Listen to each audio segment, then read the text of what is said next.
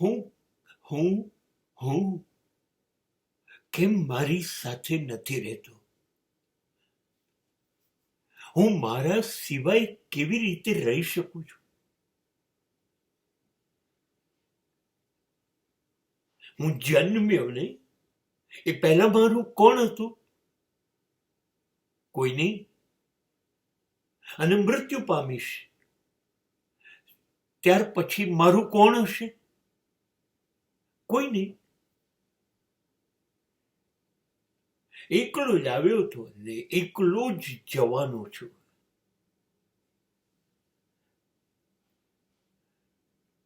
શું મને હું નથી ગમતો? શું મારી તાકાત નથી મારી સાથે બેસવાની, જીવવાની, રહેવાની? મને ડર લાગે છે.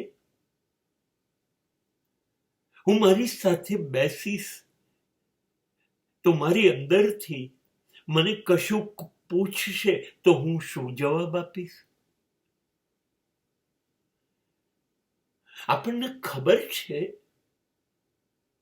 કે હું મારી સામે બેસીશ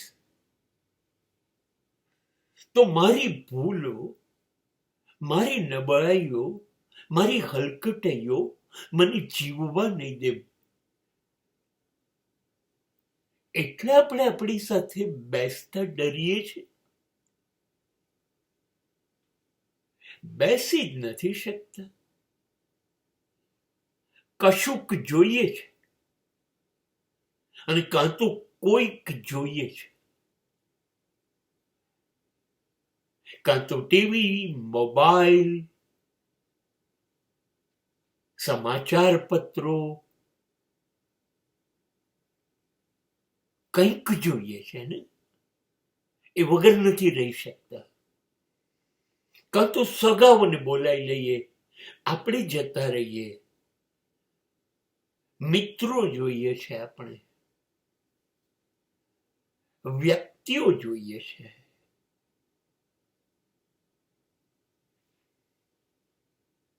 એનો વગર જીવી નથી શકતા આપણે.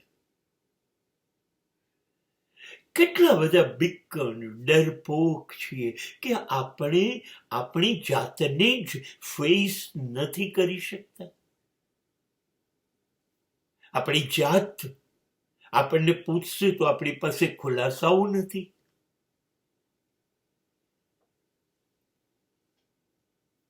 ક્યાં સુધી આપણે આપણાથી ભાગીશું?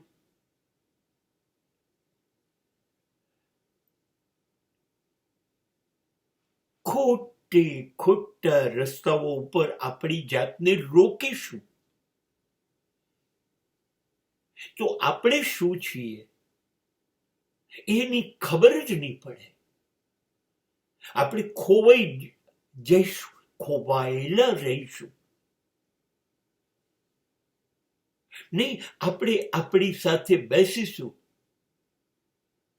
કશાય વગર, કોઈના વગર, તો જ આપણને આપણી જાત જડશે. આપણામાં શું ખૂટે છે, શું ખોટું છે, શું ના હોવું જોઈએ, શું ઉમેરવું છે જિંદગીમાં, એ બધું એકલા બેસીશું તો ખબર પડશે ને. સમાજ તો આપણને કહેશે નહીં કે તારામાં શું ખૂટે છે, કેમ કે જો સાચું કહી દેશે તો આપણાથી સહન નહીં થાય અને સંબંધો રહેશે નહીં. એટલે એ લોકો નહીં કે તો આપણે જિંદગી ભર આપણી જાતને છેતરતા રહીશું. આપણે જિંદગી ભર આપણે જે છીએ એને ઓળખીશું જ નહીં. ના ના ના, આ બધા જ દગાબાજ છે. કોઈ કાયમ રહ્યું નથી, રહેવાનું નથી. હું જ કાયમ રહેવાનું છું.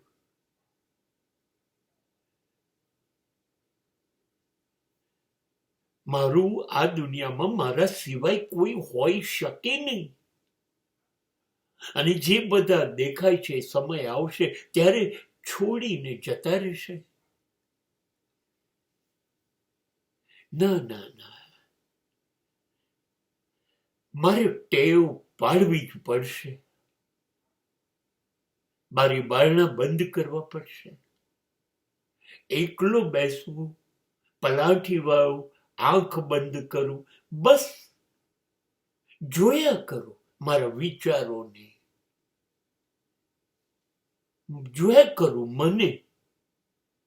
એમ કરતા કરતા મને ખબર પડી જશે હું કેવો છું અને કેવો હોવો જોઈએ. આ બધું જ હું મારી સાથે બેસીશ તો થશે ને.